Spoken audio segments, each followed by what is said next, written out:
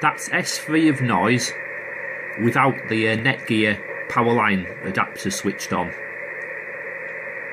On 27.245, receiving on a random wire antenna, sort of sloping down from the roof to the end of the garden. So about S3 to 4 of noise. Now just going to plug in the power line adapter, which is around 1 metre away from the radio in a mains extension cable.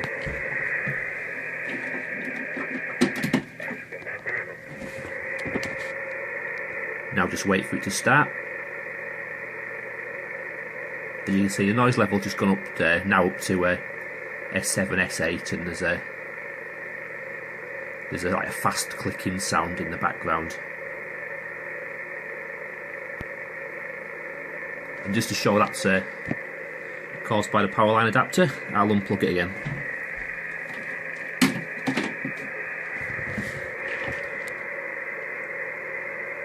And there we are, the noise has gone back down by about 4 S points.